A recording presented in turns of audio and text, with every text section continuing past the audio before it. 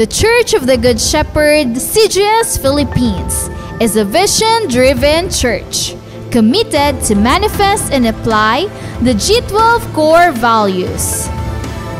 I am a true disciple. Christ-likeness and multiplying ministry. Caught by the vision. Understand, live, and transmit the vision. Committed to sell life. Evangelism, leadership development, and multiplication. Passionate spiritually. Devotional life, prayer and fasting, and holiness. Submission to authority. Love, honor, and respect my leaders. Commitment to time. Manage and invest my time for the kingdom. Lifelong relationship. Accountability and responsibility. I love equipping and training. Training is my happy hour. I am a leader of 12 disciples. I am born to multiply. Accomplishing church goal setting. I support, help, and fulfill the goals. I want to see my church grow. Pray, work, and invest. The importance of young people. I will prepare the next generation.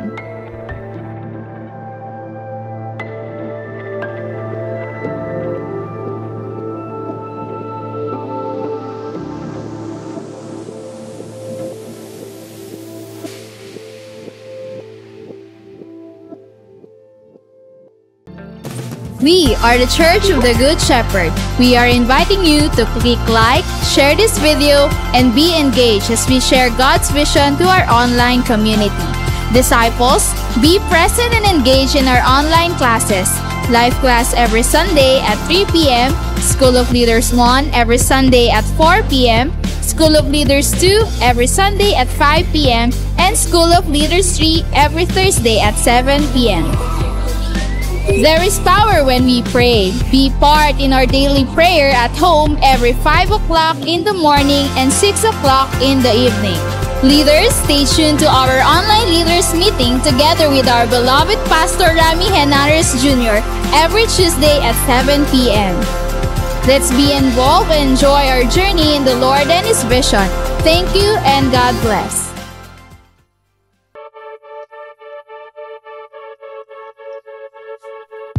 The Church of the Good Shepherd aims to make the vision of God manifest in the lives of people.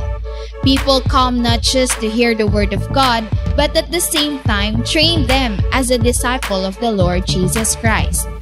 Every Sunday after the worship service in the morning, disciples come in the afternoon to be trained in the class. Discipleship training consists of life class, where people learn how to live a life according to the will of God. After life class, they will level up and be trained to become a disciple and leaders through a class that we called as School of Leaders 1, 2, and 3. Though the pandemic strikes, discipleship training never stops. Life class and even School of Leaders 1, 2, and 3 transition to virtual classes. The teachers, together with the students, engage in learning and applying the vision of the Lord Jesus Christ to win, to consolidate, to disciple, and to be a leader that also reaches other people. Truly, Christ Church and His disciples will continue to grow and mature despite of the pandemic that strikes the world, because we are the church and we have the vision.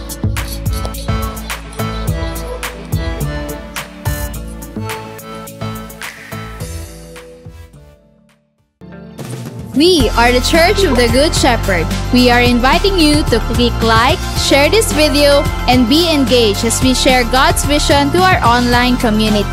Disciples, be present and engage in our online classes. Life class every Sunday at 3 p.m., School of Leaders 1 every Sunday at 4 p.m., School of Leaders 2 every Sunday at 5 p.m., and School of Leaders 3 every Thursday at 7 p.m. There is power when we pray. Be part in our daily prayer at home every 5 o'clock in the morning and 6 o'clock in the evening. Leaders, stay tuned to our online leaders meeting together with our beloved Pastor Rami Henares Jr. every Tuesday at 7 p.m. Let's be involved and enjoy our journey in the Lord and His vision. Thank you and God bless.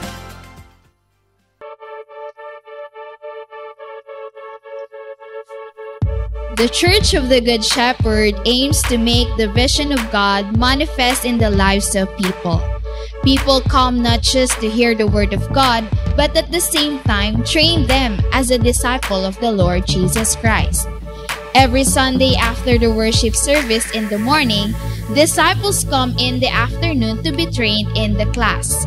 Discipleship training consists of life class, where people learn how to live a life according to the will of God. After life class, they will level up and be trained to become a disciple and leaders through a class that we called as School of Leaders 1, 2, and 3. Though the pandemic strikes, discipleship training never stops. Life class and even School of Leaders 1, 2, and 3 transition to virtual classes. The teachers, together with the students, engage in learning and applying the vision of the Lord Jesus Christ to win, to consolidate, to disciple, and to be a leader that also reaches other people. Truly, Christ Church and His disciples will continue to grow and mature despite of the pandemic that strikes the world, because we are the church and we have the vision.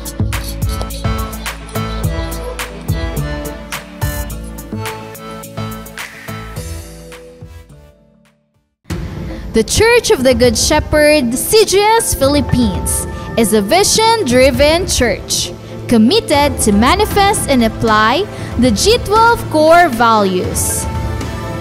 I am a true disciple, Christ-likeness and multiplying ministry. Caught by the vision, understand, live, and transmit the vision.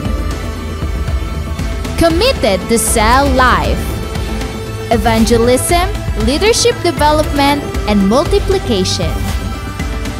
Passionate spiritually, devotional life, prayer and fasting, and holiness.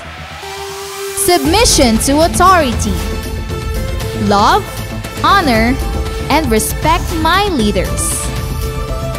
Commitment to time, manage, and invest my time for the kingdom. Lifelong relationship, accountability, and responsibility. I love equipping and training. Training is my happy hour. I am a leader of 12 disciples. I am born to multiply. Accomplishing church goal setting. I support, help, and fulfill the goals. I want to see my church grow. Pray, work, and invest.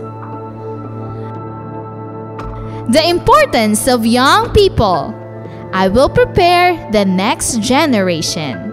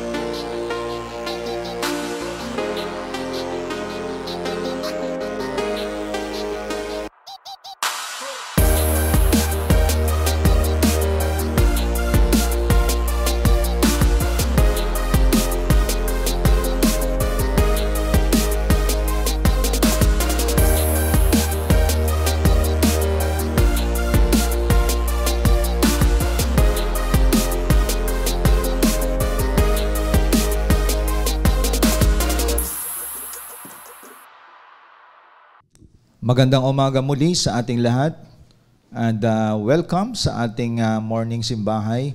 Atin pong wini-welcome ang lahat nating mga kasama dito sa online platform and we really praise God na itawid natin ang buhay natin na binigay ng Diyos sa year 2025. So, Happy New Year po sa inyong lahat. This is the first Sunday of the month.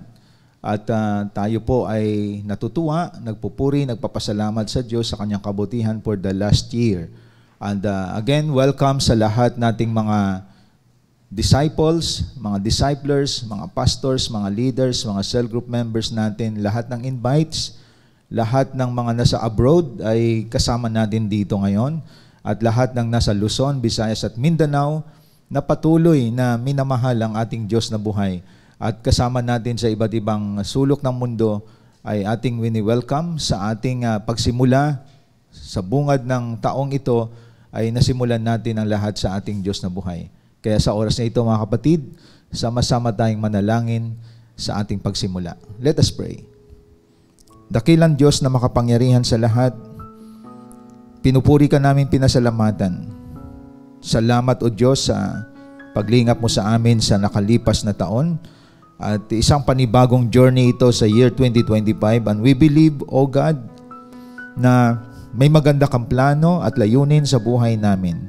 And I pray na lahat kami ay kasama dito na makita namin ang iyong plano, layunin, kalooban sa taong 2025. I pray ang mga mensahe na aming mapakinggan ngayon ay maging gabay namin sa aming pagharap sa year 2025.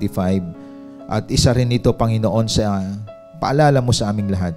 I pray, O God, ikaw po ang magpala sa year 2025 sa lahat ng mga anak mo, lahat ng mga kasama namin dito sa online platform. We declare victory, we declare blessing for this year 2025. And let your Spirit speak sa aming kalagitnaan ngayon, Panginoon. Saang lugar man kami ngayon, I pray magministeryo ka po sa lahat ng mga anak mo na nandito. Sa iyo namin pinagkatiwala ang lahat. In Jesus' name I pray. Amen. Sa oras na ito mga kapatid, lahat tayo ay magre-rejoice sa ating Diyos na buhay as we enter 2025. Sama-sama po tayong magpupuri sa ating Panginoon. Tawagin natin ang CJS Philippines Worship Team.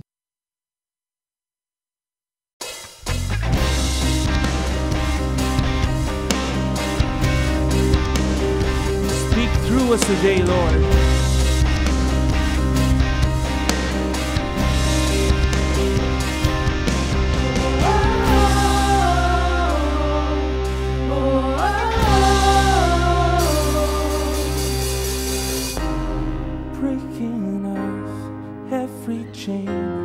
And the fear that held me, I refuse to agree with the lies they told me. I'll take up my position, speak through all my conditions, take the authority you've won for me. The word of the Lord in my mouth, bring about the change, full of your power. I step out, declare aloud your praise. I prophesy. Yes, Lord. I prophesy.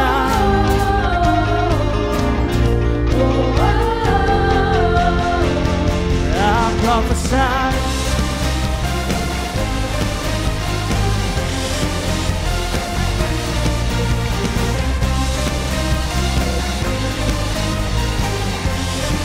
Come on, church, let's declare. I'm stepping out to become everything you've called me.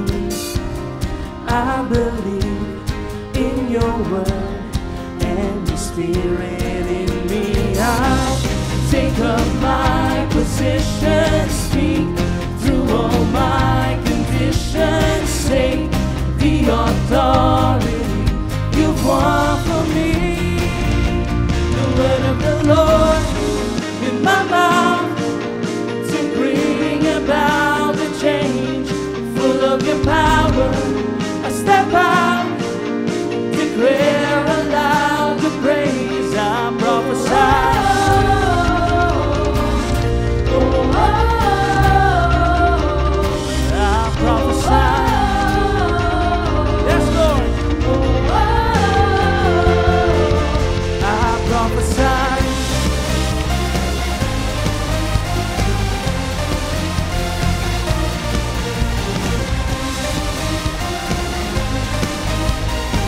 praise the Lord today.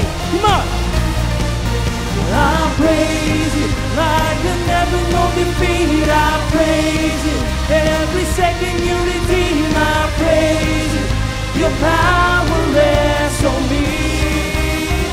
Yeah, I praise you now for every victory. I praise you 'cause your spirit lives in me. I praise you, your power rests on me. The word of the Lord in my mouth to bring about the change. Full of your power, I step out, declare aloud your praise. The word of the Lord in my mouth to bring about the change. Full of your power, I step out, declare aloud your praise. I prophesy. Yes, Lord. I prophesy. Let's declare, come on. I prophesy.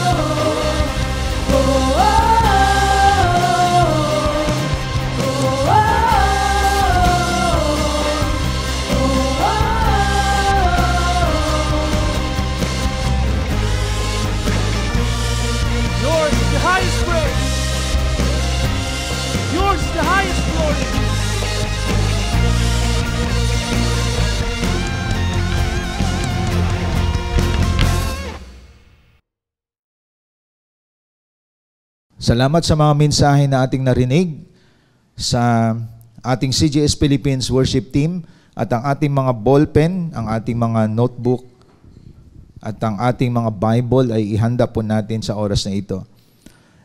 Ang bungad ng mensahe natin ngayong umaga is part of our evaluation for the year 2024 and preparation for this year 2025. Ang mensaheng ito ay isa sa evaluation natin sa area ng spiritual life natin. Kasi may ilang bahagi ng area ng life natin. In the area of physical, po pwede na naging conscious ka sa physical mo, napangalagaan mo ito, iniingatan mo ito, at the same time, hindi mo ito pinabayaan. So in the area of our physical, maaring malaki ng pinagbago sa iyo. Meron ka ng enhancement sa sarili mo. Kumbaga, ginagastusan mo yung physical area ng life mo. In the area of mental, ay lalo kang nag-aaral at lalo mong pinagbutihan ang iyong pag-aaral. At the same time, ini-improve mo ang mental area ng life mo. Kaya marami sa atin dito na maraming nalalaman at nakakatulong yon sa iyong kinabukasan. No? Ibig sabihin, hindi ka kontento na ito lang yung alam mo. Nag-aaral ka pa, ini-improve mong sarili mo sa kaalaman. And that is part of our area, kaya ang iba nakakapasok sa magandang trabaho. So, tinutuklas pa natin yung mga bagay na hindi natin alam. Mahalaga yan. Part yan ng ating kabuuang pagkatao. But in the area of physical, mental, hindi natapos yan. In the area of social, ibig sabihin, mas lalo ka pang dumami ang kaibigan mo nung simulang ikaw ay sumunod sa Panginoon. At marami kang kaibigan pero hindi mo napipilter na may mga bad company ka or kaya may good company. At kailangan meron tayong tinatawag na pag-develop sa social area natin. That is why hindi layunin ni Lord na tayo ay nag-isolate, tayo ay nag-iisa. Paano ka mag-reach out ng soul ng kaluluwa kung ikaw naman ay palaging alone? Ang pagiging alone is not the will of God. Yung kinukulong mo lang sarili mo, nag-iisa ka lang, kasi takot ka sa tao, kasi mahiyain ka. So sayang yung social area ng life natin. So dapat na-develop din yan. In the area of financial, pwedeng lumago ka, umunlad ka financially, lumago ang negosyo mo. And we really praise God for that kung nangyari sa buhay mo yan nang ikaw ay nagsiserve kay Lord. Naging faithful ka sa finances na meron ka, binabalik mo ang para sa Panginoon. Naging generous ka na. So nakikita natin, let us evaluate in all areas of our life. Mental, physical, social, financial. Pero merong isa akong itatakil ngayong umaga sa inyo mga kapatid, na marami dito na fail. Because if you fail on this, lahat ng yan failure in the area of spiritual life. Kasi may 5 areas tayo, pero ang spiritual life, napabayaan ito ng marami. Iba pumuko sa financial. Iba pumuko sa mental. Ang iba nag-aaral pa, lalo pa nag-aaral, naging doctorate, naging masteral, naging masasabi natin na nagde-develop pa. That's good, okay po yan. No? In the area of physical, ang iba talagang nagji-gym, nagpapaganda ng hubog ng katawan, dinidisiplina ang pagkain. It's good kasi we cannot serve God kung tayo naman walang disiplina sa ating physical. Pero ang isa sa nakalimutan na marami, at marami dito malnourished ang area ng spiritual. At ito yung gusto ko itakil sa atin ngayong umaga mga kapatid. Dahil as we evaluate ourselves, sa lahat ng area, nag-succeed ka. Financially, socially, marami kang mga kaibigan. In the area of intellect, marami kang alam. No? Hindi ka na maguguyo, hindi ka na maluluko dahil marami kang kaalaman. May kaalaman ka, that's good. Mga kapatid. Kumbaga, hindi ka kayang guyuin ng sinuman. No? Pero may isang area na kapag wala ka nito, sablay lahat yan. Kulang lahat yan mga kapatid. In the area of spiritual life natin. At yun ang nais kong itakil sa atin, mga kapatid, ngayong umaga. In Philippians chapter 1, verse 6, ang sabi dito, "For I am confident of this very thing, that he who began a good work in you will perfect it until the day of Christ Jesus." So mapapansin po natin ang sinulat ni Paul, no? Ang binanggit niya dito si Jesus Christ. Sabi niya, confident ako na he who began a good work in you. Ibig sabihin, sinimulan tayo ng Panginoong Hesus. No? Siya nagpapasimula sa buhay natin, will perfect it until the day of Christ Jesus. So alam nyo ba ang term dito na he who began a good work in you? Pumasok dito ang 3 bagay. Anong pumasok dito? The purpose of God, the will of God, and the plan of God. He who began. Nagpasimula ang Diyos ng kanyang layunin sa buhay natin. Nagpasimula ang Diyos ng kanyang kalooban sa buhay natin. Nagpasimula ang Diyos ng kanyang plano sa buhay natin. Ibig sabihin, created tayo ng Diyos, may plano na siya sa atin. May kalooban na siyang dapat nating sundin. May layunin na siyang dapat nating gawin. So, ibig sabihin, may operational area ang Diyos sa life natin. Nag-ooperate na ang Diyos sa atin nang hindi natin nalalaman. Pero nang nabuksan na tayo, na-disciple tayo, nag-guide tayo ng salita ng Diyos, kailangan, he who began a good work in you will perfect it until the day of Christ Jesus. Ang part natin is to cooperate. We need to cooperate with the one who operates in us. Siya nag-ooperate sa atin. Ang kailangan natin, cooperation, na makikita natin ang kalooban ng Diyos, ang plano ng Diyos, at ang layunin ng Diyos. Kasi you know mga kapatid, kapag outside of God's will ka, outside of God's plan ka, outside of God's purpose, maging chaos ka this year 2025. Hindi mo na kailangang gumawa ng mga orasyon para mangyari ang gusto mo sa 2025. Hindi mo kailangang magpahula. Hindi mo kailangang kumain ng grapes at magpailalim sa misa. Mga kapatid, kaninong kalukuhan yan? No? Nakikita natin, iba-ibang mga ginagawa nating hindi naman biblical, hindi naman base sa salita ng Diyos. Ang tandaan natin, you need to know the will of God. You need to know the plan and purpose of God in your life. Then, pag ikaw ay nakipag-cooperate sa Diyos, sigurado, victorious ng buhay mo this year, 2025. Hindi ka na kailangang magsuot ng mga polka dots para lang yayain ng mga masasabi nating financial blessing sa buhay mo. Kumbaga, walang anumang orasyon na dapat kang gawin, kundi magpailalim sa kalooban, layunin ng Diyos sa buhay mo. That is why sabi nga dito, powerful ang verse na ito, I am confident of this very thing, that He who began a good work in you will perfect it until the day of Christ Jesus. Ibig sabihin, kapag na-discover mo ang will of God, the purpose of God in your life, the plan of God in your life, sigurado ka, victorious na itong year 2025. Kaya pag lumabas ka dito, start of defeat na yan ng life natin. That is why our theme for today is a question. Where are you now? Where are you now? Nasaan ka na ngayon? Yun ang tanong. At may mga principles ito sa atin sa tanong na ito.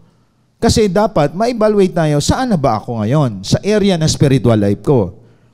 Number 1, this is our evaluation as we enter 2025. So the question is, nasaan ka na? Nasaan na banda ang spiritual life mo? Di ba? Number 1, malalaman mo sa number 1. What you are today is a result of what you did in the past. Kung ano ka ngayon, resulta yan ng ginawa mo sa nakaraan.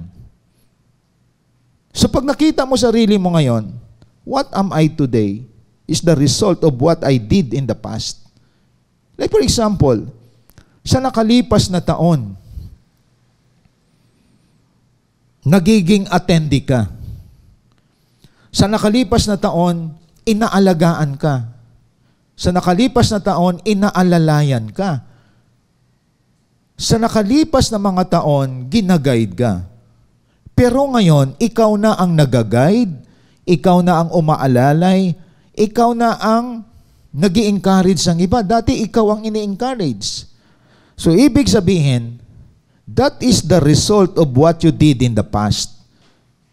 Ang maganda tingnan ngayon, 2025, dati alagain ka, dati pinapollow up ka, dati nire-remind ka, ini-encourage ka, ngayon iba ka na ngayon. Ikaw na nag-i-encourage, ikaw na nagpapollow up ng mga tao, at marami na bago buhay dahil sa iyo. Kumbaga dati, listener ka lang, nakikinig ka lang, katulad ng iba sa ngayon, kabig lang nakikinig, pero iba ka. Hindi ka listener. You are doer of the word. You are now a leader. Kasi ginagamit ka na ngayon ng Panginoon. And congratulations sa lahat ng mga leaders na before sa online, ikaw yung tao na puno ng problema ngayon, ikaw naman yung taong nagbi-bless, nagli-lead sa mga taong may mga problems. Kasi pinahalagahan mo yung tao na nag-abot sa iyo. Nagpaalaga ka. No? Mga kapatid, sabi nga ng isang sayings, may sayings no? Ang taong alam ang katotohanan, ang taong naniniwala sa katotohanan, ang taong nakinig sa katotohanan, you know the truth, you believe in the truth, but you don't apply the truth, ang tawag dyan, stupid. Ang tawag sa isang tao na alam niya ang katotohanan, naniwala siya sa katotohanan, pero hindi niya ginagawa ang katotohanan, tawag sa kanya stupid. Anong ibig sabihin nito? Alam mo na tama ang discipleship, tama ang manalangin, pero hindi ka nagpipray. Alam mo naman na nababago ang pangit na ugali natin pag nagbabasa ka ng Bible, ina-apply dapat sa buhay yan. Hindi ka nagbasa ng Bible dahil obligasyon. Nagbabasa ka ng Bible para gumanda ugali natin. Ibinasa mo lang, hindi naman nabago buhay mo. You are a stupid person. At marami niyan. Nakikinig, naniniwala, hindi naman ginagawa ang pinaniwalaan. Hindi nagpapadisciple, bagkos ay barayan sa kanyang tenga. So maraming namuhay na stupid. That is why kung ano ka ngayon, kung dati maramdamin ka, matampuhin ka, dati ay palagi ka na lang may problema, at the same time, kumbaga ang buhay mo ay wala pa rin nangyaring pagbabago, chismosa ka pa din hanggang ngayon. Ayaw mo ng mga taong nagkokorek sa'yo hanggang ngayon. So you are a stupid person because walang change sa life mo eh. Diba? So what you are today is a result of what you did in the past. Ang iba nagpapahubog sa nakaraan. Ang iba nagpapaguide. Sa ngayon, meron na silang magandang naabot sa buhay. Hindi yung area ng apat na yun, ha? Not social, not physical, not mental or financial. Ang naabot nila sa buhay, ang spiritual life nila ay umangat, na-improve, nag-mature sila. Why? Hinayaan nilang magpailalim sa kalooban ng Diyos. Ang kalooban ng Diyos, lumago ang spiritual natin. Ikaw, bansot pa rin hanggang ngayon. Di ba? Bansot ang spiritual. Matangkad pero bansot. Okay lang yon kung physical mo bansot, matangkad ka naman at malago ang spiritual mo. So marami ngayon, bonsai. Bonsai ang spiritual. Hindi nga makita kung saan daw ang Exodus eh. Hindi makita kung saan yung Habakuk. Ang tagal mo na, hindi ka pa marunong mag-pray. So marami sa atin, where are you now? Bansot pa din. Diba? That's the question. Hindi kalooban na dapat sumasabay tayo sa operation ni Lord sa buhay natin. Ang operation ni Lord dapat nakikita sa atin na nag-i-improve po tayo, nadidevelop po tayo. Kung ang physical natin nga nadidevelop eh. Kung ang physical aspect ng area ng life natin, nag-i-improve ito. Diba? Ang intellect natin nadidevelop, pero yung area ng spiritual mo, patay, mahina. Kaya masasagasaan yung pati emotion mo. In the area of your physical, may emotion ka. Masasagasaan yung intellect mo. Kaya kapag bansot ang spiritual life mo, sablay ang physical mo. Saan mo dinadala ang physical mo ngayon? Hindi na sa cell group, sa mga chismosang tao, chismoso, doon na sa mga inuman, mga bisyo, kasi patay na spiritual mo. Kaya like what I said, in all areas of our life, the most important is spiritual. He who began a good work in you. Biro mo, pinasimulan ka ng Diyos sa mabuti, hindi ka nakipag-cooperate sa Kanya. So mali ngayon ang galaw mo. At yan ay palaala sa atin sa 2025. Ang masaklap na buhay, inulit mo ang nakaraan mo itong taong 2025. And that is a warning to all of us, mga kapatid. Kung walang nabago sa iyo hanggang ngayon, wala kang reading of the word, wala kang prayer, walang taong pwedeng mag-correct sa iyo, walang nag-guide sa iyo, matalino ka eh. At yun pa rin gagawin mo this year, miserabling buhay yan. Pwedeng subagana ka financial, pero spiritual mo sablay, kamangmangan ka pa rin sa langit. Mangmang pa rin sa langit yan. Tandaan natin, matalino ka nga intellectually, but you are foolish spiritually. Kaya sabi nga ng Bible, mangmang ang karunungan ng mundong ito kamangmangan sa Diyos. Mga kapatid, tandaan natin yan. No? Kumbaga, failure spiritual life mo. Ina-underestimate mo mga bagay na spiritual. Kaya hanggang ngayon, dala-dala mo pa rin, biro mo 2025 na dinala mo yung problemang matindi 2025. At hindi umangat ang spiritual life mo. Until now, listener ka pa din. Until now, ginagabayan ka pa rin. 5 years na. Di ba? So what you are today is a result of what you did in the past. Ang iba, nagpapailalim, nagpapasakop, sumunod. Ngayon, naglilid na ng tao. Nagdi-disciple na. Ikaw, madrama buhay mo. Mahilig ka sa mga issue ng buhay ng ibang tao. At mas akala mo malapit ka sa Diyos kapag marami kang pagsubok. Hindi ka nga makaalis sa mga problema.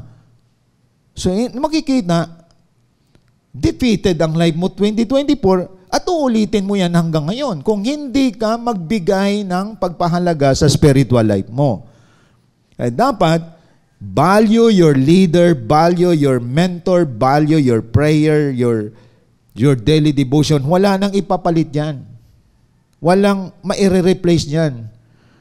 I-value mo yan kasi pag baliwala mo yung reading of the word, palagi nyo naririnig yan. Hindi mo binabaliwala mo yung prayer life mo, binabaliwala mo yung community of cell. Mga kapatid, sasabihin ko sa iyo, until now, bansot ka pa din, panda ka pa din sa spiritual. Ay nakita po natin, ang iba naman ay talagang bumulusok, nag-mature, dahil naging masipag sila, nabigyan ng pahalaga ang spiritual life nila. Ayon. So, you are physically fit, but you are spiritually unfit. Di ba? Ang tingin sa iyo, parang malusog ka physically, pero unfit ka spiritually. Di ba? May edad na, matitisurin pa rin, matampuhin pa rin, maramdamin pa din, madali pa rin matisod, dala-dala mo yun, minahal mo yun eh. At hindi ka naging, masasabi nating, nakaka-encourage. No? Kaya, ako'y natutuwa na may nakitang, ang isang area na gusto kong makita sa lahat, ang spiritual life ng isang tao. Diba? Na ang lalaking ito o ang babaeng ito, nadala niya ang pamilya niya, na-develop niya ang pamilya niya, naging matagumpay sila sa mga problema sa buhay nila. Kasi strong ang spiritual life. Kaya what you are today is a result of what you did in the past. Nung nakaraan, nagpailalim ka sa kalooban ng Diyos, nagpapatrain ka, nagpailalim ka sa layunin ng Diyos, minahal mo ang Panginoon ng buong puso. Nagpailalim ka sa plano ng Diyos na nakita mo ang plano ng Diyos ay yung maganda. At ngayon, napabuti ka. Tingnan mo sarili mo ngayon. May nangyari bang change? Hindi change ng physical, ha? Kasi yung iba, nagpapa-facelift, magpapa-nose-lift. Diba? Ano-ano nang ginagawa sa katawan? Ini-improve mo. Ang iba dati ay black, ngayon white na. Lahat ginawa mo, ini-enhance mo physical mo, pero hindi mo in-enhance ang spiritual life mo. Kaya, ang nangyayari, even though okay ang physical mo, attractive ka physically, but you are not attractive spiritually, sablay yun. Sablay yun, mga kapatid. Ang iba dinidevelop, matindi ginagastusan ang physical area. Pero pagdating sa spiritual, wala kang na-invest. So, bantayan natin yan. Because what you are today is what you invest yesterday.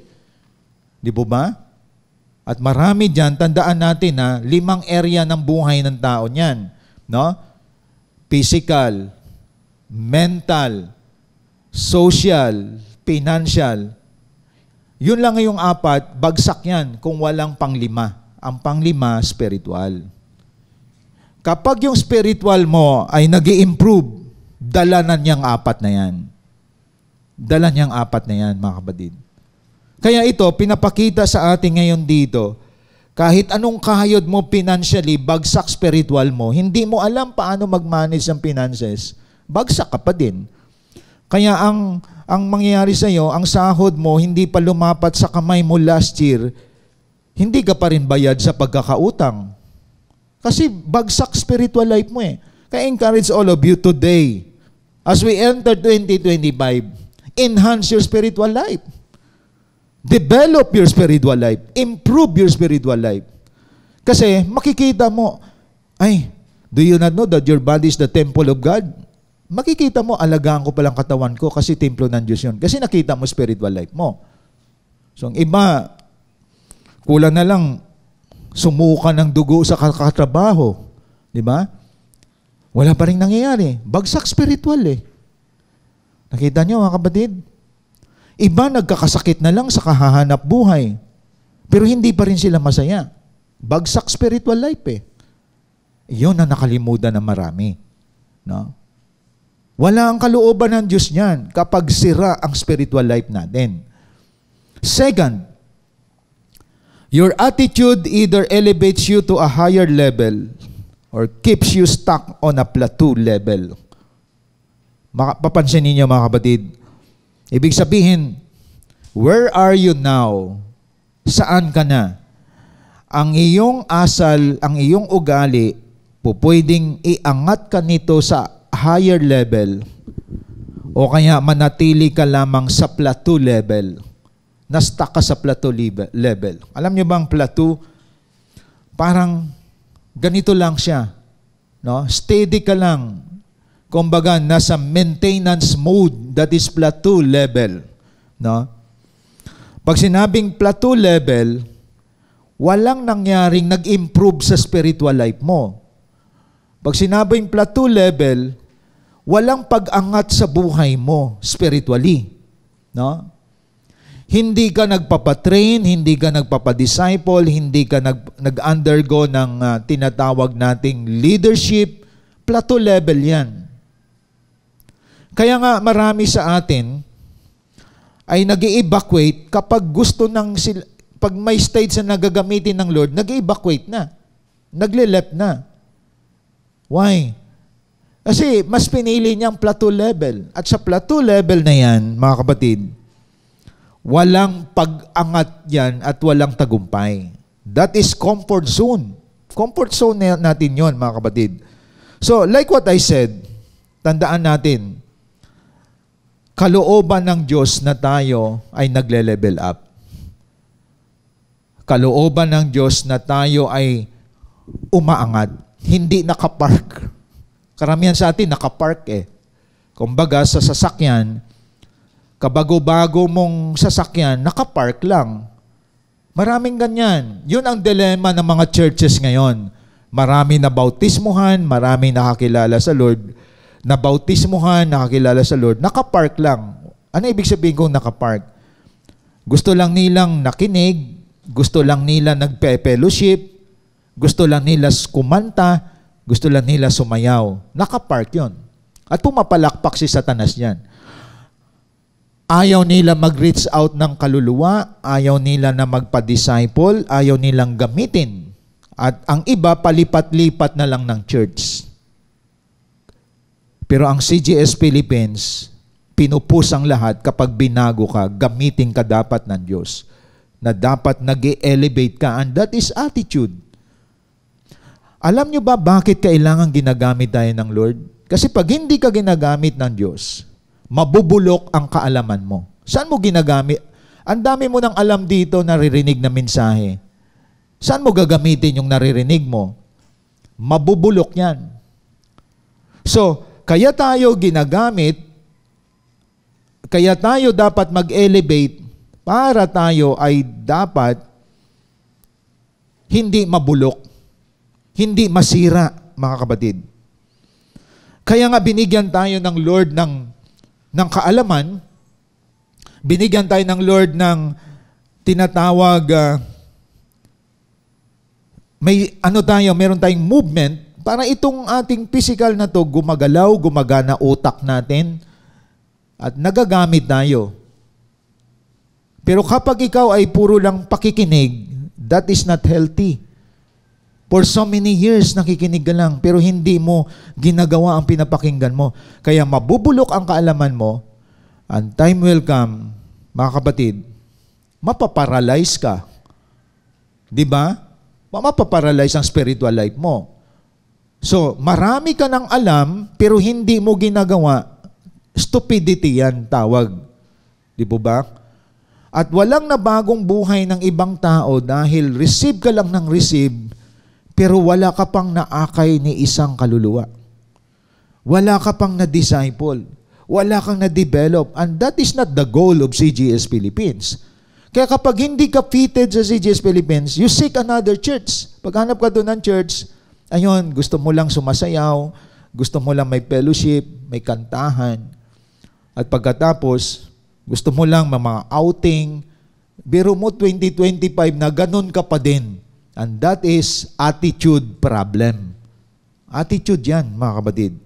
Kaya your attitude either elevates you to a higher level or keeps you stuck on a plateau level.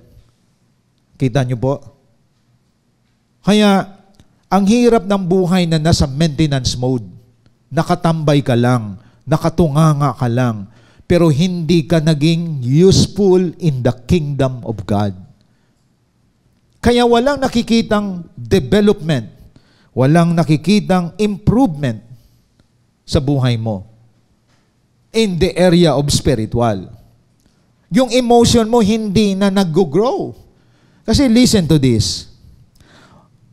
Walang nag-grow na Kristiyano kapag hindi ginagamit. Ang isip natin kasi ng growing, natapos mo ang Bible basahin. Ang isip natin ng growing, magaling ka magsalita. Hindi ganon ang growing. Ang growing, you are fruitful. You become a leader of leaders. Ang growing na tao, may mga followers yan.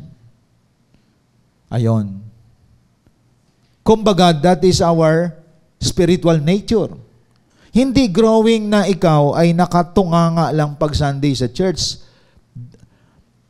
Ini-improve mo yung pagkanta mo, dinidevelop mo yung sayaw mo. Mayroong ganyan sa mga churches. At tapos, matindi fellowship nyo, tumanda na kayo sa fellowship, kayo pa din. Pero wala kayong naakay na kaluluwa na ibaguhin ang buhay. Ang daming testimony dito sa CGS Philippines through online platform. At ako'y natutuwa, na-cater ang kalooban ng Diyos, na-cater ang plano ng Diyos, ang layunin ng Diyos. Sa Zoom morning prayer namin, nung Friday, mabibless ka, lalaki, binago ng Diyos. Bihira sa mga lalaking mabago ang buhay. At isang lalaki lang mabago ang buhay, isang batalyon ang equivalent nun, mga kapatid. Dahil hindi ganun kadaling makalapit sa Panginoon ang isang lalaki, kasi mga lalaki mayabang yan, may galing yan. Ang mga lalaki may pride yan. Kapag nahagip ni Lord yan, matindi naman. Di po ba? At na-transform yan dahil may mga lalaki nag-reach out. And that is accomplishment. You know why we need to elevate ourselves to a higher level? Dalawang makikita sa iyo. People will respect you and honor you. Tandaan natin yon. Mataas ang respeto ng mga taong alam ang spiritual area ng life mo, rerespetuhin ka at igagalang ka. Kaya mahilig sa mga bullying, puro lang sa mga church ngayon. Nakikita ka kasi palabiro ka. Nakikita ka kasi ikaw yung madada. Pero people will not respect you kung wala kang nadala na kaluluwa kay Lord. Nalala ko dati may mga ganyan sa church. Mahilig magbida-bida, pero walang disciple. Mahilig pumapel, pero hindi naman leader ng church. Wala namang nasi-cell group. Bagsak yan sa CGS Philippines. Hindi ka pwede magbida-bida. Hindi ka na pwede ditong maging center of attraction kung wala ka namang na-develop na leader o na disciple. And gusto kong makita ninyo to. People will respect and honor you. Why? Biro mo itong tao na to, drug addict dati. Dati, ang taong ito, nananakit ng asawa. Binago ng Diyos. Ikaw ginamit. I will respect you. Talagang igagalang kita. Kung ang tagal-tagal mo sa church, puro ka dito kalukuhan, puro ka pabiro. Pag tiningnan ngayon yung background, pasaway ka sa church. wala kang ambag sa church na mga kaluluwa, hindi ka mabibigyan ng honor and respect. So nakikita natin sa CGS Philippines, pansinin ninyo, hindi lang CGS Philippines, sa lahat ng mga churches, ang ino-honor at nire-respect in the area of spiritual, makikita mo yung mga tao na nabago buhay dahil nagpagal siya eh. Pinaghirapan niya eh. Ayun. And that is the best achievement in your life. Listen to this. Ang achievement sa buhay, hindi yung nakatapos ka sa pag-aaral. Nakatapos sa pag-aaral ngayon, kaliwa kanan na yung anak. Wala pang trabaho, nakuha adik pa. Hindi achievement yan. Ang achievement, 1, 2, 3, 4, 5, hindi na mabilang ang na-change ang life because of you. That's the greatest eternal achievement in life. Tandaan natin yan, mga kapatid. At yun nangyari sa iyo because of your attitude. Like what I said, your attitude either elevates you to a higher level or keeps you stuck on a plateau. Pag sinabi plateau, reklamo ka lang palagi, marami kang dahilan, ma-emotion ka palagi, until now, wala pa rin na-develop sa iyo. How can I respect? How can you respect that person? Diba? Kumbaga, wala kang naihatid na kaluluwa na mabago buhay. Ito, matitindi ang mga dinala dito. Broken family, buong pamilya na change ang life. Kabataan na bago ang buhay kasi pinagtiyagaan ng leader na to, na isang kabataan din. Kaya diyan tayo sumasaludo sa mga taong yan. May backup ng langit yan. Diba? Ang puro kalukuhan ang ginagawa pero nasa church, puro laro ginagawa pero nasa church, gusto niya palagi enjoyment pero nasa church, hindi po yan masasabi nating deserve ng honor and respect, mga kapatid. Yung bang tao na mahilig sa self-pleasure, kapag meron, gusto kasiyahan, gusto celebration, pero wala namang sinicelebrate.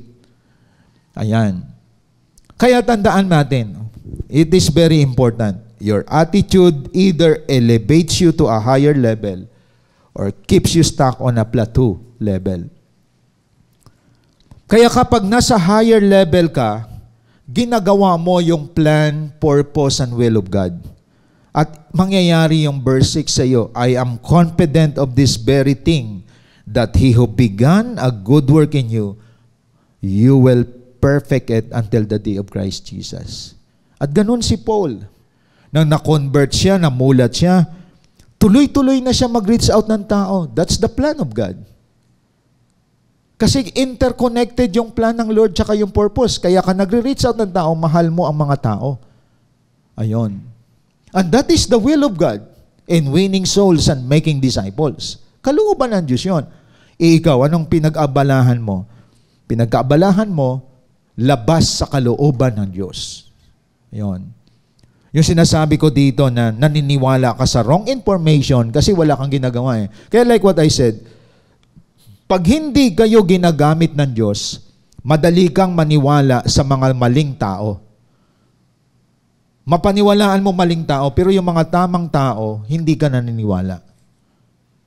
Yun ang disadvantage kapag hindi ka gamitin ng Diyos. Maraming lalason sa utak mo at paniwalaan mo yun. Pag hindi ka nagbabasa ng Bible, iba maglalagay sa utak mo. So naging maintenance mode ka pa din 2024. At kag hindi ka pa na-change, even this 2025, mangyayari sa iyo yun.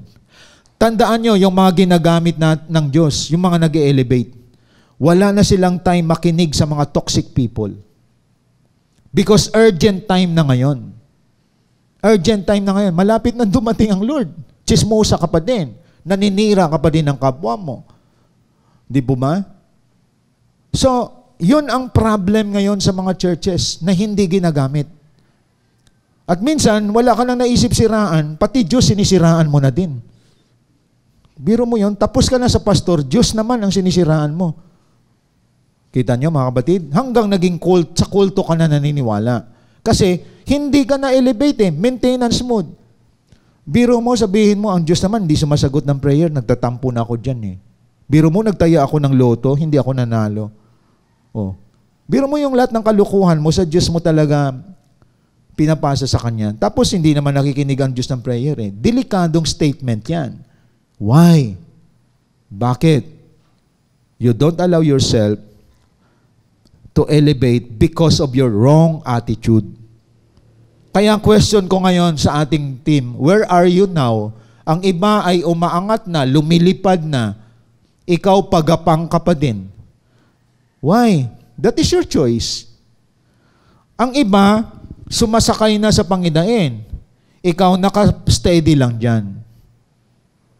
Nakapokus ka pa rin sa problema mo, sa issue mo, sa emotion mo.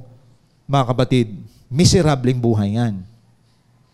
So nagiging self-centered ka, self-focused ka, walang nangyari sa buhay mo. That is why, yung attitude is very important na mabago. Because it either elevates you to a higher level this year or remain stuck, plateau this year. Ganon ka pa din. Walang change na nangyari. At masaklap na ganyang buhay, mga kapatid. Kaya gusto ko makita sa inyo sa ating evaluation, ikaw mismo nakakasagot. Saan ka na? Saan ka na? Ito, pastor, nasa kangkungan pa din. Di ba? Ito, pastor, nag-improve, na-develop. Nasarap pala, pastor, na may accomplishment, may achievement na makita ko. Dati walang kwenta to, may kwenta na buhay. At instrumento ako ng Diyos na ginamit. Yun ang masarap na marinig, mga kapatid. Ay, pag tinanong, kumusta ka na? Ito, gaya ng dati, ito pa din, pinagmalaki pa.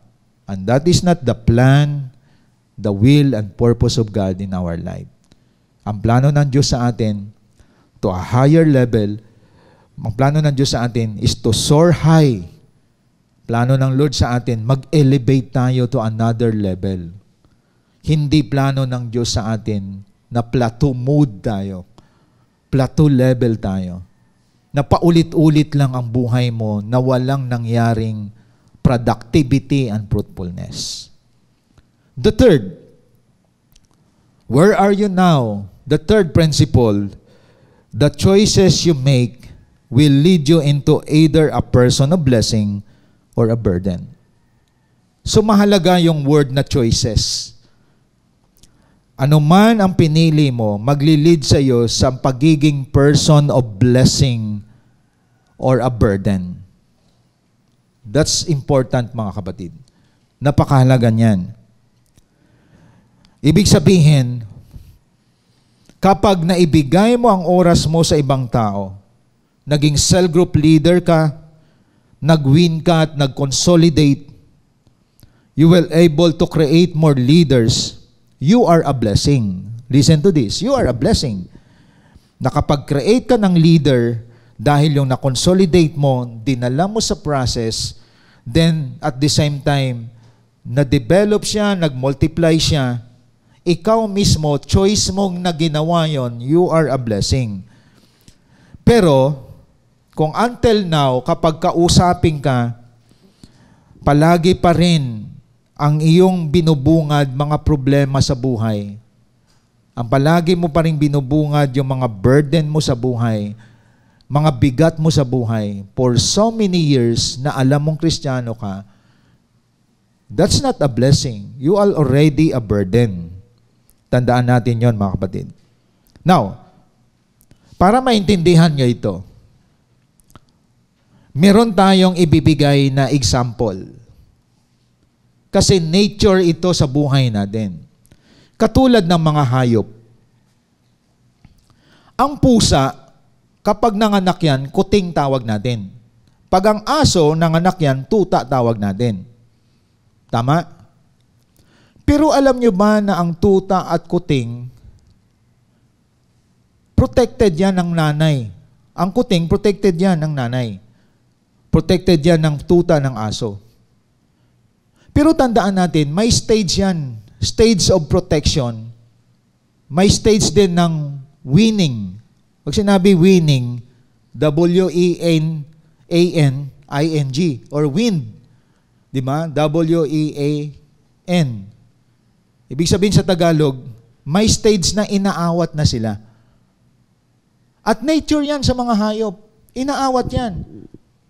Kahit ang mga agila, may mga sisiw yan. Ang manok, may sisiw yan. Pero, protected yan. Iniingatan yan. Ganon din tayo. Nung tayo ay bago pa lang, iniingatan tayo ng mga leader natin. Inalalayan nila tayo. So, walang kaibahan yan sa pag-alaga din sa hayop. Pero tandaan ninyo, wala kayo nakita na ang kuting nang lumaki na katulad ng nanay niya pusa, dumididi pa rin sa kanya. Wala. Ganon din yung tuta na naging aso na rin katulad ng nanay niya, dumididi pa sa kanya. Wala. Tinatanggihan na yan ng aso. Tinatanggihan na yan ng pusa. Ganon din ang agila. Kapag oras na ng winning o oras na ng pag-awat, dadamputin ng agila ang kanyang anak at ililipad niya sa pinakamataas na himpapawid. Alam niya may kakayahan ng anak niya na lumipad at iangat niya ng iangat sa pinakamataas ang anak ng agila na ito. O yung agila mismo, yung nanay, sa kanya bibitawan yung kanyang anak. At yung anak na yon, habang inihulog siya ng nanay niya sa pinakamataas na lugar, paghagi sa kanya, kita mo, hindi pa yan gumagalaw ang pakpak. Pero dahil may fear na baka mamatay siya, unti-unti na niyang dinagalaw ang pakpak niya hanggang sa makalipad siya. Ang tawag nun, inawat na . Ganon din ang mga tuta habang lumalaki, may pag-awat yan. Tatanggihan ka na, itataboy ka na ng nanay.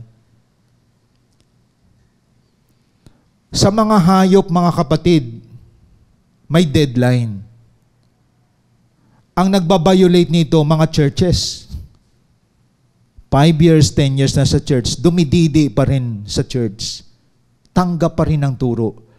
Hanggang ngayon, dumididi pa rin ang marami. 20 years na sa church. Kaya nakikita mo, tumanda na sa church, hindi pa rin nagagamit. Kaya mga churches hindi nag-grow. Wake up call sa ating lahat to. Dapat lahat tayo na tumatagal na sa pananampalataya, dapat 1 year pa lang, inawat na tayo, ginagamit ka na. Ano nangyayari ngayon? The choices you make will lead you into either a person of blessing or a burden. Question ko sa inyo, blessing ba kayo ng CGS Philippines? Blessing ba kayo sa mga churches ninyo? O dami nyo ng churches na pinuntahan, sip-sip lang kayo ng sip-sip. Di po ba? Didi lang kayo ng didi, kuha lang kayo ng gatas ng aral. Pag nasaktan kayo, lipat kayo sa ibang church. Kaya pagbungad ng taon, makikita natin, dagsa pa rin ang mga pumupunta sa maling katuruan. Di ba? Pag January, may inaangat at may kinikilalang sinasamba ng mga tao na mali ang sinasamba. Bakit? Marami ang hindi inawat sa mga churches. Gusto lang sa church may makuha, may makabig, may malaman, pero hindi ginagamit bilang discipler at leader. Hindi naawat. Gusto sarap ng gatas . Pag tinuruan mo pag sinubuan mo ng karne, hindi natutunawan. Kasi ayaw niya na siya'y ginagamit. Dilema ng malaki yan. Problemang malaki yan. Krisis na malaki yan sa mga churches. Akala natin lumalaki ang mga Kristyanismo, ngayon hindi. Matitiso rin. Matampuhin. Dapat sa atin ngayon, malaman ninyo, may deadline ng pag-awat. Lahat tayo dapat 1 year pa lang gamit ka na ng Diyos. Paano ka gagamitin ng Diyos? Kung ang buhay mo mismo, hindi na bago ang mindset mo. Nakakala mo, sa church ako, tapunan ang church ng problema. Pagkatapos, kukuha ka ng blessing sa church. Tandaan natin, ang church is not, ito, isasabihin ko sa inyo, nagsasabi ang iba, church is a hospital. Pag ang church ay hospital, hindi puro may sakit ang ating inalagaan. Puro lang tayo alaga. I don't believe that church is a hospital.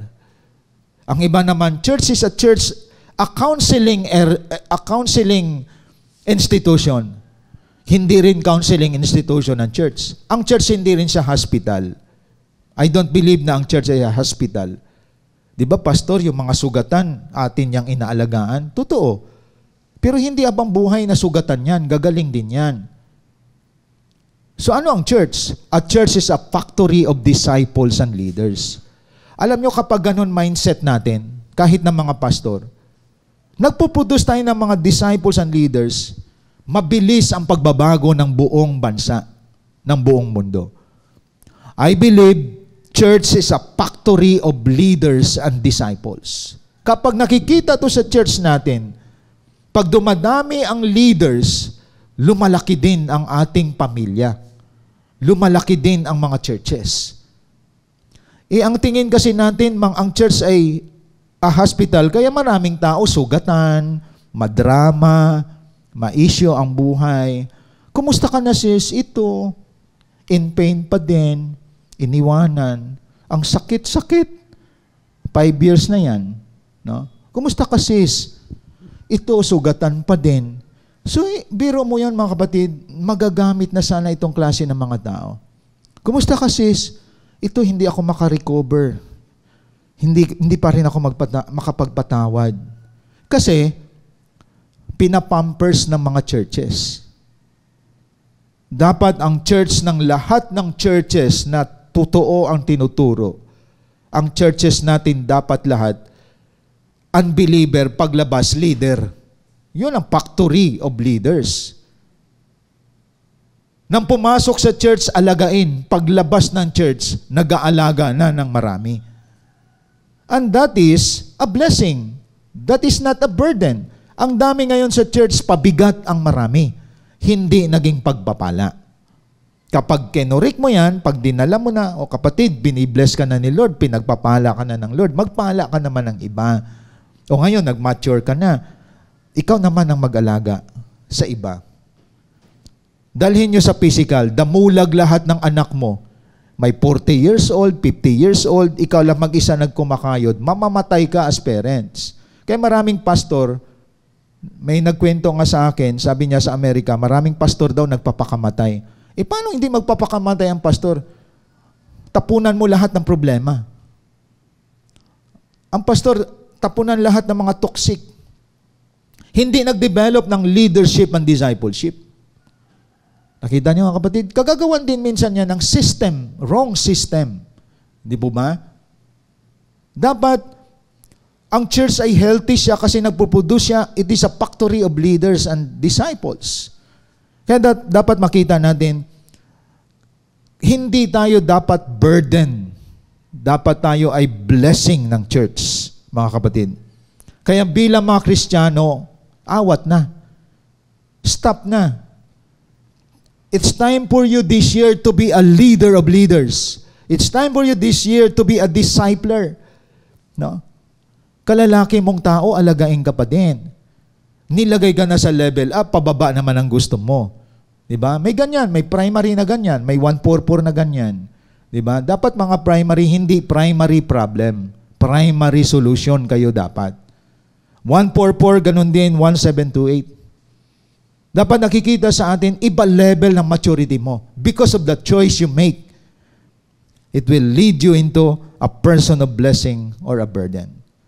Naway sa umagang ito, nasagot natin yung tanong, where am I now? Saan na ako? Blessing ba ako sa church? Ginagamit na ba ako ng church? O sumisip-sip pa rin ako sa church? Buti pa mga hayop, may pag-awat eh. Tayo, tao tayo. Ikaw nanay, gusto mo ba college na yung anak mo, padidi? Di ba sagwa yun, mga kapatid? May ngipin na, anak, dito ka anak. Ganun ang larawan ng church. Ang larawan ng church ngayon, katulad ng nanay, dumididi pa ang college student. Biro mo matanda na nanay mo, 60 years old, dumididi ka pa sa kanya. Ganyan ang picture ng church. Buti pa mga hayop, inaawat. At marami dumididi sa church, sumisip-sip sa church, at naninira pa sa church. May nakuha na nga sa church, siniraan pa ang church. Ganon, mga kapatid, ang wrong mindset ng mga churches, even ng mga pastor. Kaya wake up call sa atin. Baguhin natin ito 2025. Pag tayo ay nakakilala sa Lord, start to consolidate and train that person. May stage ng pag-awat, mga kapatid, dapat. Para hindi tayo bigat sa church. Pagpapala ka dapat sa church, mga kapatid. Kaya sa ating pagtatapos, this year, tandaan natin to. Do not waste your life by making decisions that are not aligned with God's will, as they will lead to regret someday. Tandaan natin, pag hindi naka-align yan sa kalooban ni Lord ang ginagawa mo, inulit mo lang yung 2024, magkaroon ka ng regrets. Magsisisi ka someday na huli na ang lahat. No one can succeed outside of God's will, plan, and purpose. Tandaan ninyo yon. Hindi mo na kailangang gumawa ng anumang mga orasyon para lumapit ang sinasabi ng iba na swerte. Pailalim ka sa kalooban, plano at layunin ng Diyos. Sigurado mo may tagumpay this year 2025. Wala yan sa mga pamahiin, mga kapatid. Hindi mo kailangang lagyan ng palaka ang sasakyan mo o kaya magkakaway para hayayain ang swerte. Walang isasabit, walang object para mag-succeed tayo. Simple lang, align your life according to God's will, plan, and purpose. Before we close in prayer, dumako tayo ngayon sa ating banal na hapunan dahil ang banal na hapunan ito nagbibigay ng tagumpay sa buhay natin. That is the will, plan, and purpose of God in our life. Namatay si Kristo para sa ating lahat. At dapat may katumbas to. We need to do the will of God sa buhay natin. Sige po, before we listen and closing prayer, we listen to the worship and mag-closing prayer. Dadako tayo ngayon, damputin natin ang ating mga tinapay at ang ating mga alak sa bahay natin. A sign of our victory this year 2025, mga kapatid. Sige po, ihanda natin ang ating mga tinapay at ang ating mga alak as part of our celebration every first Sunday. Ito yung ating titingnan. Dapat may ginagawa na ako, nagagamit na ako. Si Jesus namatay para sa akin. Hindi ako po pwede na hindi ginagamit ng Diyos. Dapat awat na yung alaga sa akin. Ako naman mag-alaga sa iba. Sige po, kunin natin ang ating mga tinapay. Ang sabi ng Biblia, ito ang katuroang tinanggap ko sa Panginoon at ibinigay ko naman sa inyo. Nung gabing ipagkanulo ang Panginoong Hesus, dumampot siya ng tinapay, nagpasalamat at pinagpira-piraso ito at sinabi, ito ang aking katawan na inihandog para sa inyo. Gawin ninyo ito bilang pag-alaala sa akin.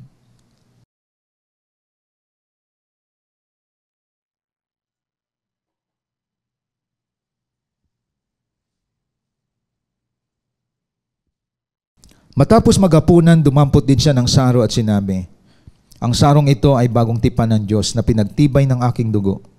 Tuwing inumin ninyo ito, gawin ninyo bilang pag-alaala sa akin. Sapagkat tuwing kakain kayo ng tinapay at uminom sa sarong ito, pinapahayag ninyo ang kamatayan ng Panginoon hanggang sa kanyang muling pagparito.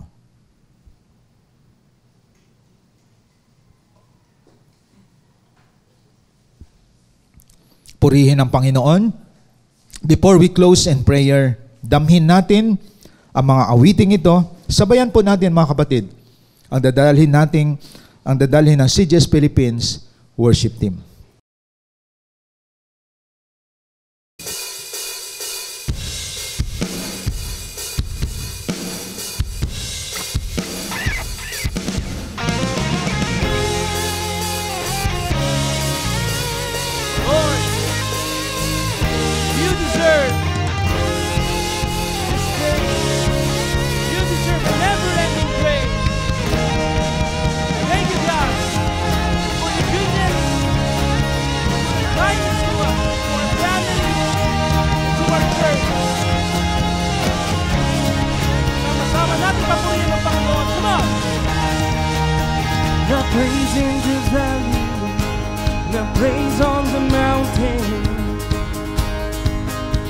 I praise when I'm sure, praise when I'm down.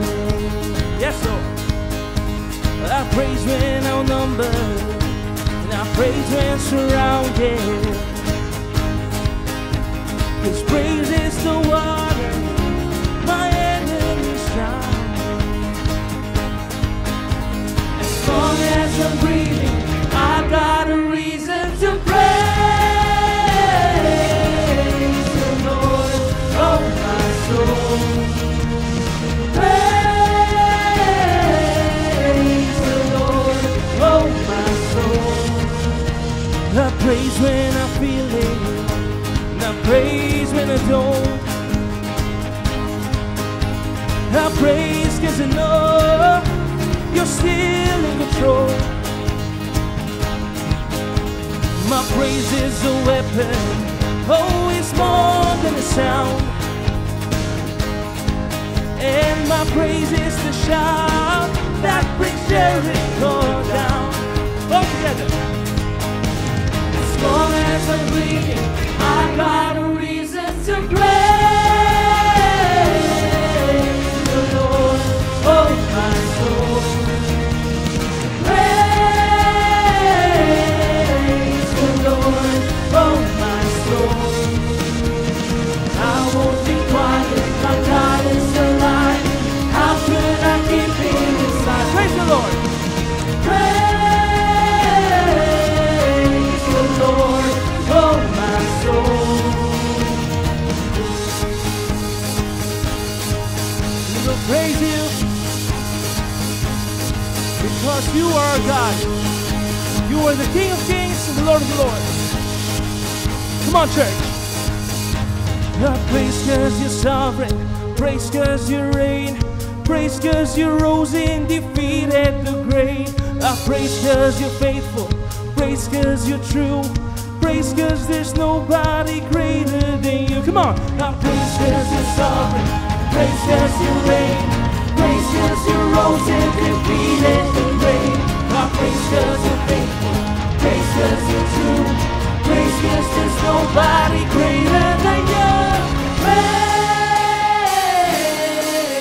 the Lord, oh my soul. Yes, God. Praise. Papuri sa'yo. Oh my soul. Papuri sa'yo, oh my soul. Papuri sa'yo, oh my soul. Minsan pa.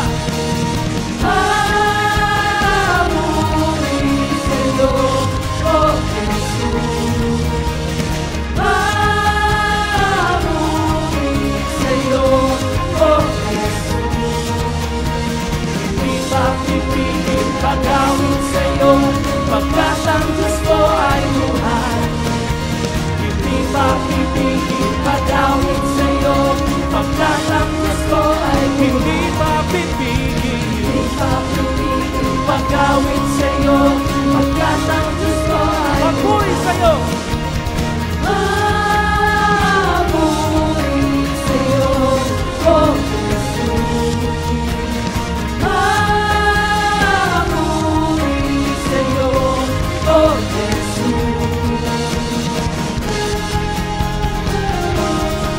Sa iyong papuri at walang hanggang pasalamat. Kaya sama-sama natin sambitin. Let everything that is breath praise the Lord, praise the Lord. Let everything that is breath praise the Lord, praise the Lord. Let everything that is breath, that is breath, praise the Lord, praise the Lord, praise the Lord, praise the Lord. Let everything that is breath, that is breath, praise the Lord, praise the Lord, praise the Lord. Amen.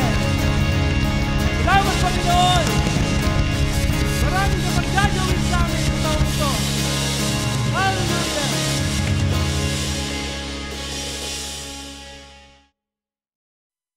Dumako tayo ngayon sa ating closing prayer. Let us pray. Dakilang Diyos na makapangyarihan sa lahat, nagpapasalamat kami sa taong 2025 na kapasok kami. And we pray, all of us must cooperate to your operation. Nandyan na yung kalooban mo, nandyan na Panginoon ang layunin mo, ang plano mo. Lahat kami dapat nagpa-participate sa operation mo, Panginoon. Wala sa swerte na anumang object kaming gagamitin, kundi pananampalataya kay Kristo Jesus na siyang daan, katotohanan at ang buhay. Walang ibang paraan, Panginoon, kundi sumunod sa iyo. Ipamuhay ang iyong mga salita. Ang dalangin ko, Panginoon, mangyari ang iyong kalooban, layunin, plano sa buhay namin this year 2025. Katulad ng mensahe ngayong umaga, dapat nakikita namin ang sarili namin kung nasaan na kami. May nangyari bang elevation? May nangyari bang blessing sa aming spiritual life? May nangyari bang pagbabago sa aming pag-unlad spiritual life, O God? Itong pinakamahalaga sa aming lahat na dapat naming ayusin dahil ito ang fulfillment ng isang tao kapag kami ay nagawa namin ang pinapagawa mo sa amin. Lord God, bless all your people today na kasama namin ngayon. In the name of the Father, the Son, Jesus Christ, and the Holy Spirit. Amen and amen. Thank you and God bless po sa ating lahat.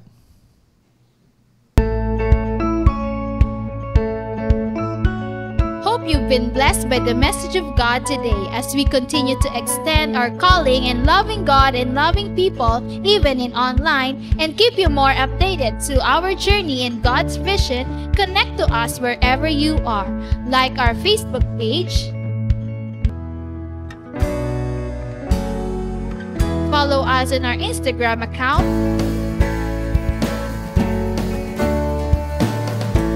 and subscribe to our YouTube channel. Be a blessing and always be updated. Are you blessed? Now it's time for you to become a blessing online by sending stars to support our local church and take part in our lot project. And be a cheerful giver through sending your tithes and offering to our GCash account.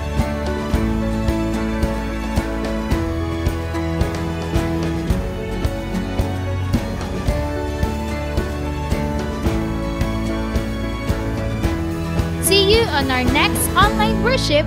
Thank you and God bless.